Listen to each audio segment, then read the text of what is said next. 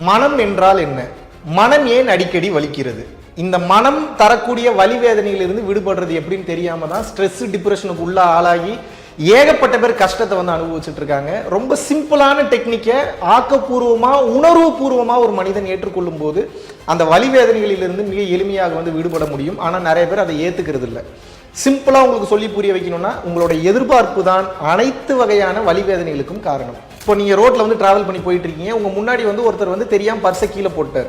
நீங்க உடனே என்ன பண்றீங்க? அந்த பர்ஸை எடுத்து மறுபடியும் அவர்கிட்டயே கொடுக்குறீங்க. அந்த பர்ஸை அவர் வாங்கின உடனே உங்களை மேலே இங்கேயும் முறைச்சு பார்த்துட்டு உங்களை ஏதாவது நன்றி சொல்லனாலும் பரவாயில்ல, ஒரு கடுப்பான ஒரு முகத்தை வச்சுட்டு அந்த பர்ஸுக்குள்ள இருக்கக்கூடிய பணத்தெல்லாம் எண்ணி பார்த்துட்டு கரெக்டா இருக்குன்னு தெரிஞ்சோடனே முறைச்சுக்கிட்டே போறாருன்னா அது எப்பேற்பட்ட ஒரு வழியை வந்து உங்களுக்கு கொடுக்குது. அடுத்த டைம் யாருக்காவது பர்ஸ் எடுத்து கொடுக்கணும்னு தோணுமா உங்களுக்கு? அப்போ உங்களையே அறியாம உங்க சப்கான்சியஸ் என்ன சொல்லுது? நான் யாருக்காவது ஒரு உதவி பண்ணா அவங்க நன்றி சொல்லணும்ன்ற எதிர்பார்ப்பு உங்களுக்குள்ள வந்து இருக்கு.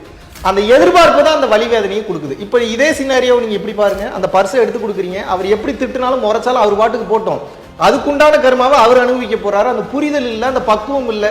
சரி, இவருக்கு இவ்வளவுதான் அறிவு, இவ்வளவுதான் புத்தி இருக்குன்றதை புரிஞ்சுக்கிட்டீங்கன்னா வலிக்குமா?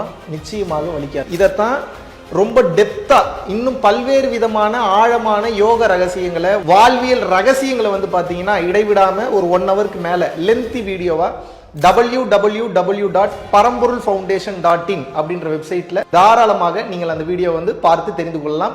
நன்றி, வணக்கம்.